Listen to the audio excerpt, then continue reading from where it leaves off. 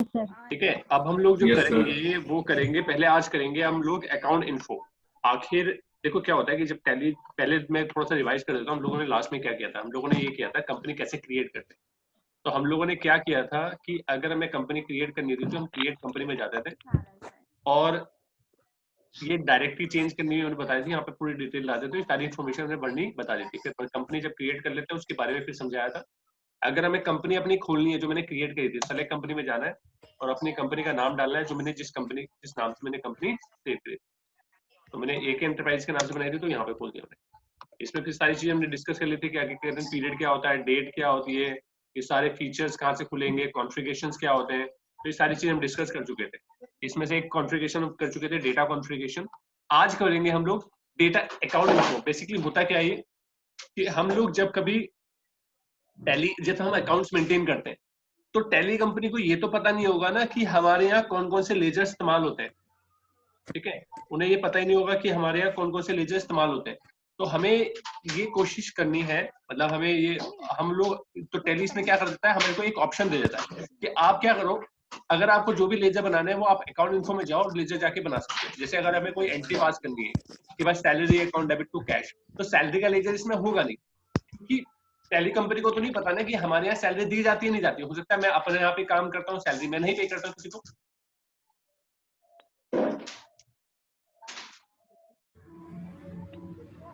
तो वो चीजें भी ध्यान रखनी पड़ती है।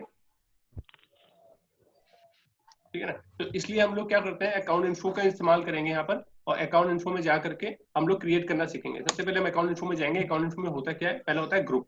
ग्रुप बेसिकली क्या होता है, जो भी हम बनाएंगे, हम लेजर बनाएंगे, हम लेजर्स को किसके अंदर डालेंगे, ग्रुप के अंदर। ग्रुप बेसिकली होता है जब किसी पर्टिकुलर सेम नेचर के लेजर्स को एक ग्रुप के अंदर डिफाइन किया जाता है, दैट इज योर ग्रुप।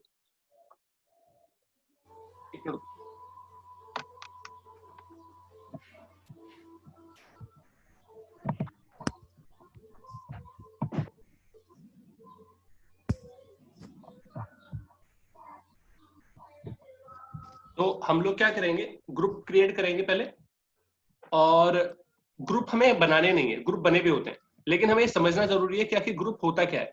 तो ग्रुप को हम खोलेंगे और ग्रुप को हम जानेंगे कि आखिर ग्रुप क्या होता है। ग्रुप अगर हमें सिंगल सिंगल करके देखना है, एक एक करके, तो हम क्रिएट और ऑल्टर और एक सिंगल वाला ऑप्शन इस्तेमाल करेंगे। और एक ही बार में सारे देखने हैं तो ये वाला ऑप्शन देखेंगे।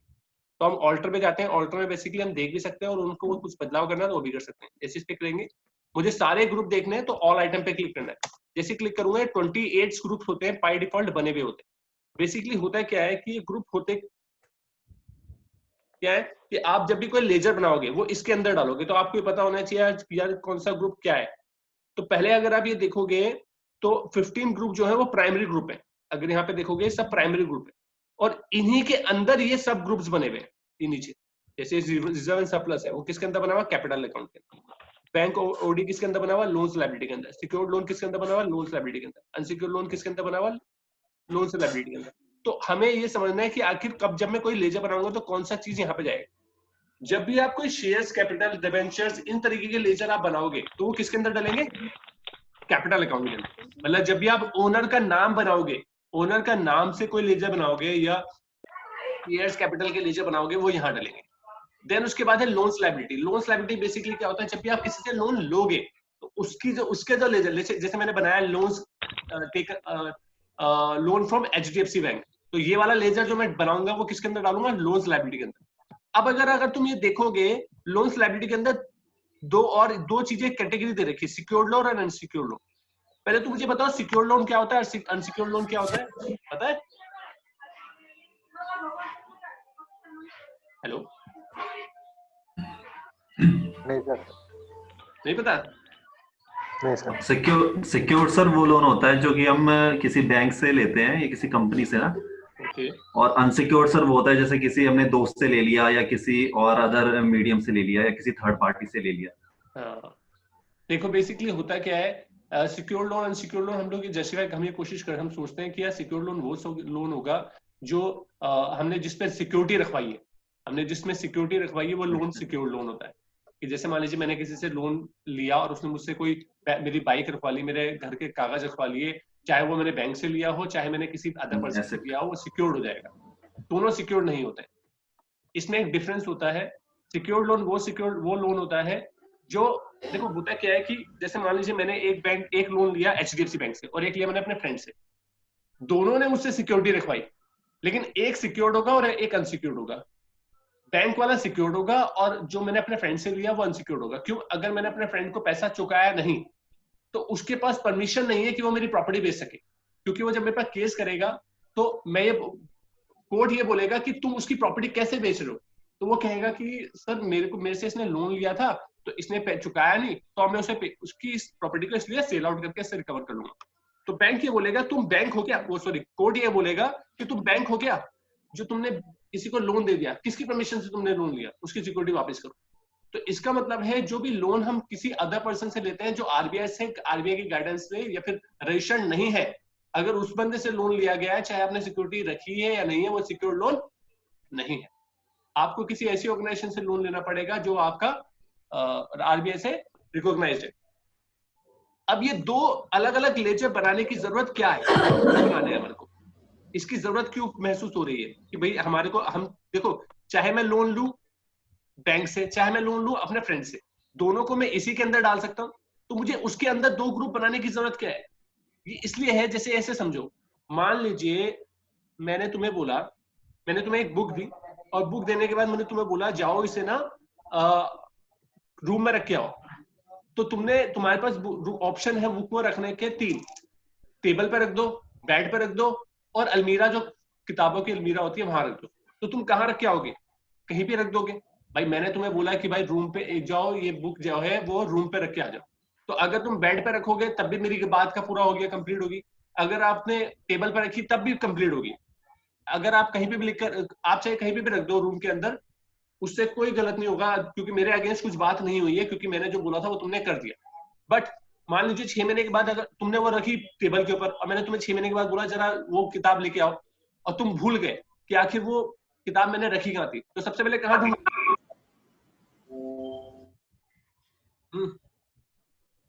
अजी सबसे पहले कहाँ ढूंढोगे? सर रूम में ढूंढेंगे। रूम में ढूंढोगे। रूम पे कहाँ ढूंढोगे? सबसे पहले जाकर कौन से जगह पे हाथ मारोगे? जहाँ सर लास्ट टाइम रखी थी। और तुझे याद ही नहीं है? अलमारी में देखेंगे सर। हाँ, सबसे पहले वहां जाके देखोगे ना जहाँ पे अलमारी में, कि जहाँ पे किताबें रखी रहती है, क्योंकि बाय डिफॉल्ट तो तुम ये सोचोगे कि किताब अजमेर में रखी होगी लेकिन वहां मिलेगी नहीं, तो अब आपको ढूंढने में मुश्किल होगी। तो अब मिल तो जाएगी क्योंकि रूम के अंदर ही है। उसी तरीके से बेसिकली जैसे मान लीजिए मेरे पास 10 लोन मैंने ले रखे हैं, कुछ लोन सिक्योर्ड है कुछ लोन अनसिक्योर्ड है, वो सारे के सारे मैंने यहाँ पे डाल दिए।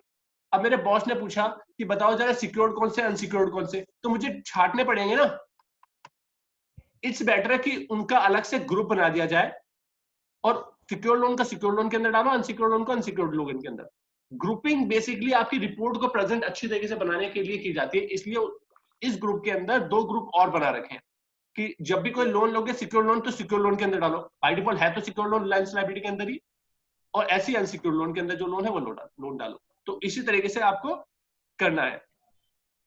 नेक्स्ट है आपका, इसमें एक और था बैंक ओडी। ओडी बेसिकली क्या होता है, जो आपने ओवरड्राफ्ट लिमिट वगैरह ले रखी है उसका जो एंट्री होगी वो उसकी जो डिटेल होगी या उसका जो लेजर होगा, जैसे आपने कोई बैंक से कोई ओडी ले रखी है वो जब लेजर बनाओगे तो वो इसके अंदर डलेगा। करंट लायबिलिटी, 1 साल के अंदर अंदर जो चीजें आपको पे ऑफ करनी है, जो लायबिलिटी पे ऑफ करनी है, that will be come under current liability. ये इसके भी सब ग्रुप्स हैं, जैसे कि ड्यूटीज एंड टैक्सेस।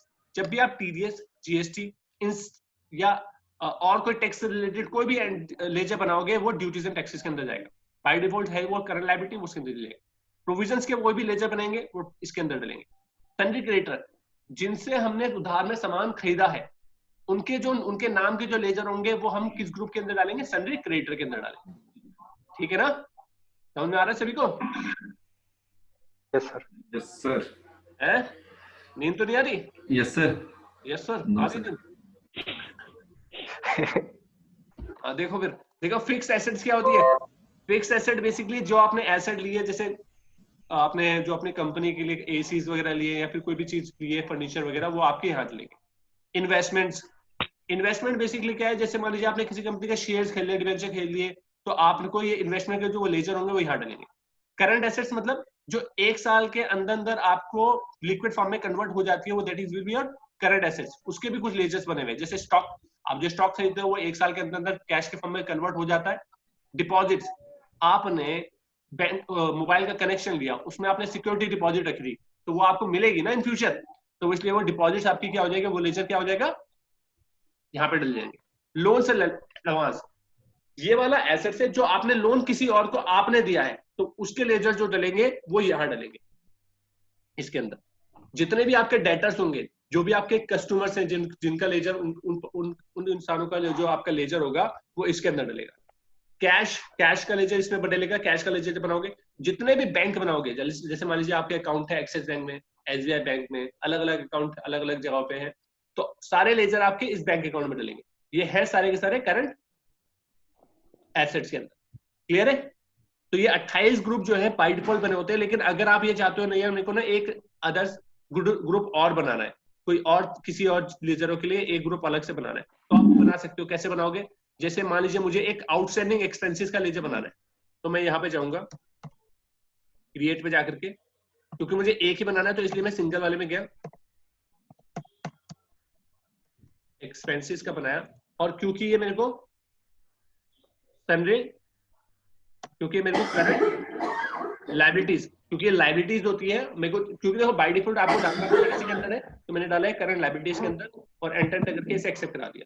जैसे मैं इसे एक्सेप्ट करा दूंगा, इसके बाद जाकर के अगर आप ये देखोगे तो मेरे पास 29 ग्रुप बन जाएंगे। तो जब भी मैं जैसे आउटस्टैंडिंग सैलरी का लेजर बनाऊंगा, तो मैं चाहूंगा कि यार आउटस्टैंडिंग एक्सपेंसेस के अंदर डालूं, क्योंकि जितने भी आउटस्टैंडिंग खर्चे होंगे उनका लेजर एक ग्रुप एक अलग से बन जाए रिपोर्टिंग के लिए।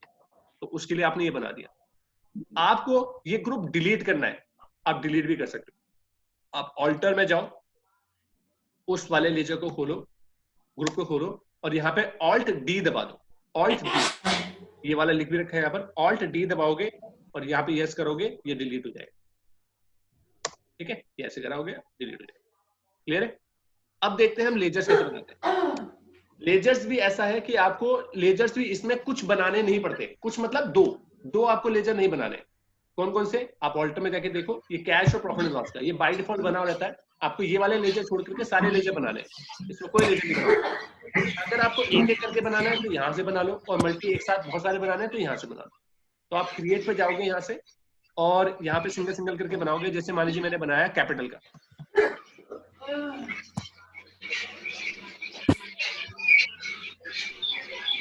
शेयर कैपिटल का बनाया। अब ये पूछेगा किसके अंदर डालना है, तो यहाँ पे सारे ग्रुप नजर आ रहे हैं यहाँ पर, तो आपको डिसाइड करना है कौन से ग्रुप के अंदर डलेगा और यहाँ पे एंटर कर करके अब इसे सारी इन्फॉर्मेशन डाल दोगे। इस जगह पे आपको इन्फॉर्मेशन डालनी है ओपनिंग बैलेंस, मतलब आपके पास जब साल शुरू हुआ तो 1 अप्रैल को इसमें कितना रखा हुआ था, तो आपका 2 लाख रुपए आपके पास,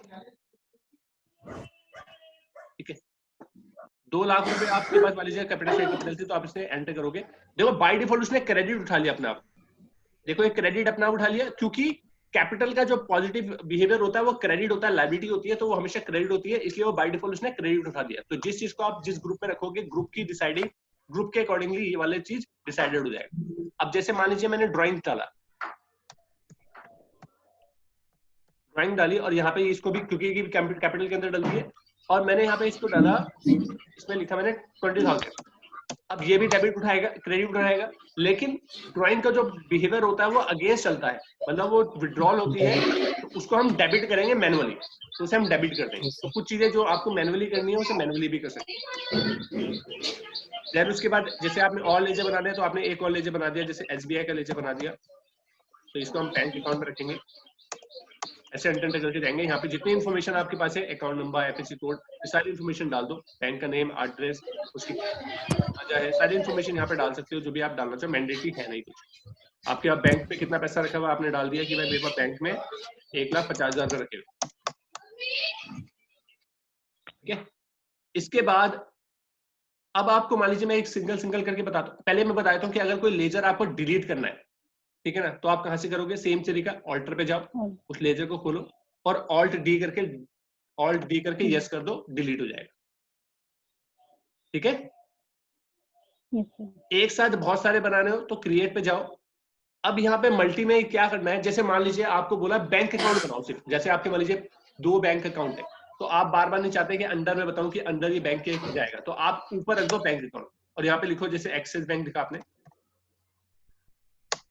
ठीक है। तो यहाँ पे इसने नहीं पूछा मुझसे कि अंडर किसके रखना है, तो 90,000 मैंने रखा जैसे, और फिर उसने पूछा, यहाँ पे मैंने डाला ICICI,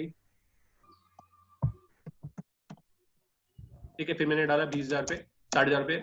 अब मैंने यहाँ पे मान लीजिए फर्नीचर बनाया, अब फर्नीचर तो फिक्स एसेट के अंदर डलेगा, तो अगर मैं ऐसे बनाऊंगा तो ऐसे करूंगा तो बैंक के अंदर निकल रहा है, क्योंकि वो मैंने ऊपर जो है बाय फिक्स कर दिया है कि बैंक के लेजर ही बना रहा हूं मैं सारे के सारे। तो इस अगर आप ये चाहते हो कि यार ये वाले जो अंदर है ये बाय डिफॉल्ट फिक्स ना हो जाए, ये मुझसे पूछे, तो आप यहाँ पे जाकर के इसे ऑल आइटम कर दो, ठीक है, ऑल आइटम कर दो, इसे कोई दिक्कत तो नहीं। तो ऑल आइटम करने से क्या होगा, ये यहाँ पे पहुंचेगा और आपसे पूछेगा, ठीक है। तो जब आप ऐसे करके क्रिएट करोगे तो ऑल आइटम रखना और यहाँ पे ऐसे बना लेना, जैसे आपने बनाया फर्नीचर बना दिया,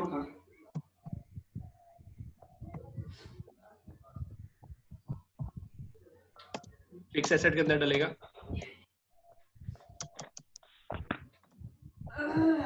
यहाँ पर हमने एक मशीनरी बना दी, फिक्स एसेट के अंदर डलेगी। एक और लोन बनाए थे, लोन फ्रॉम HDFC, कहाँ डलेगा ये? Secure loan. Good, secure loan में डलेगा। तो हमने डाल दिया 1,20,000, ठीक है। एक हमने लेजर बनाया राज का, वो हमारा डेटर है, तो सैलरी डेटर में डाला इसे, और उसे डाला कि 60,000 रुपये से लेने हैं हमारे को, ठीक है, और एक्सेप्ट करा दी। कोई दिक्कत? ठीक है ना सर? फिर जब ये, हाँ सर इसमें अगर हमें चेक की डिटेल्स डालनी है तो फिर इसमें तो चेक की डिटेल्स डाल, मतलब सपोज कोई मतलब चेक है, उसमें चेक नंबर है, अमाउंट है, जैसे आपने सिंगल में बताया था, ये तो मल्टी वो है ना, तो इसमें कैसे डालनी है चेक डिटेल्स? चेक डिटेल मतलब केस बताओ, किस तरीके का केस की बात कर रहे हो? चेक की डिटेल मतलब जैसे हम ये बहुत सारे आइटम्स डाल रहे हैं ना, तो इसमें मतलब ऐसा तो नहीं आ रहा है ना कि मतलब ये चेक नंबर, मतलब जैसे सिंगल में आ रहा था कि चेक डिटेल्स, अमाउंट, ये सब डालने के लिए आ रहा था ना पीछे, जो सिंगल हम वो बना रहे थे इसके। अच्छा यहाँ पे हाँ यहाँ पे अच्छे ये वाली चीजें, तो यहाँ पर वो सिंगल में आप पूरी डिटेल डाल सकते हो। जो मल्टी में इस्तेमाल करोगे तो कुछ ही चीजें डालने के ऑप्शन आएंगे, ठीक है, ठीक है। और बैंक में ये वाला जो ऑप्शन है वो मैं आपको बता देता हूँ। देखो ये एक्सिस बैंक में जब आप बनाते हो ना, तो होता क्या है कि अगर आप चेक का प्रिंट इससे निकालना चाहते हो, ये आगे बताना था मुझे, ठीक है ना, ऐसे मैंने छोड़ दिया था अभी। जैसे आपने एक्सिस बैंक रखा, आपको रिकंसिलिएशन यहाँ पे रखा, आपने सारी डिटेल यहाँ पे डाल दी, ये वाली जो डिटेल है, ये वाली कॉन्फ़िगरेशन, ये बैंक की डिटेल है। मान लीजिए आप ना, जैसे आपके पास एक्सिस बैंक की जो चेकबुक है वो आप यहाँ पे डालना चाहते हो कि भाई आपके पास जो नंबर है, जो आपके चेक नंबर होते हैं, वो यहाँ से लेकर के यहाँ तक के डिटेल है, कि आप यहाँ पे डालोगे, और नंबर से लेकर के यहाँ पर, ठीक है ना, तो वो आप डाल सकते हो यहाँ पे डिटेल डाल के। और फिर आप जब प्रिंट करोगे तो आप अपने चेक का साइज क्या है वो यहाँ पे बता सकते हो कि चेक की विड्थ क्या है, हाइट क्या है, ये सारी चीजें आप डिफाइन करोगे। तो उससे क्या होगा कि आप जब चेक प्रिंटर में लगाओगे तो चेक अपना आप प्रिंट हो जाएगा। वो कैसे करते हैं वो रिपोर्ट वाले सेक्शन में हम बताएंगे, ठीक है, बाद में। नेक्स्ट अभी और सीखते हैं कि ये तो समझ में आ गया हम लोग को। अब हमें देखना है कि जो हमने बनाया, देखो टैली में ये सबसे बढ़िया फीचर है कि जब आप कभी भी टैली पे काम करोगे तो आपको कोई बैलेंस शीट नहीं बनानी, आपको सिर्फ और सिर्फ लेजर्स की एंट्री जनरेट करनी है। Balance sheet, profit and loss account अपने आप बन रहा है। तो अगर मैं इसका ट्रायल बैलेंस जाके देखना चाहता हूँ तो आप डिस्प्ले पे जाओगे और यहाँ पर ट्रायल बैलेंस खोलोगे तो देखो अपने आप बन गया, ठीक है ना। अगर देखो ये ग्रुप दिख रहे हैं, लेकिन मेरे को देखना है इसके अंदर लेजर क्या क्या है, तो आप इसे डिटेल में खोल लो, Alt F1 दबाओ तो ये डिटेल में खुल जाएगा, ऐसे डिटेल में खुल जाएगा। तो आप इसे डिटेल में ऐसे खोल सकोगे।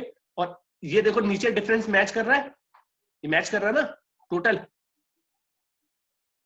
एक चीज ध्यान रखना, जब भी आप ये चेक करोगे तो आपका ये डिफरेंस इन ओपनिंग बैलेंस नहीं आना चाहिए। अगर ये आ रहा है तो इसका मतलब है कि आपने कहीं ना कहीं कोई फिगर्स गलत डाली है, अगर ये आ रहा है तो, ठीक है। बैलेंस शीट में जाके देखोगे तो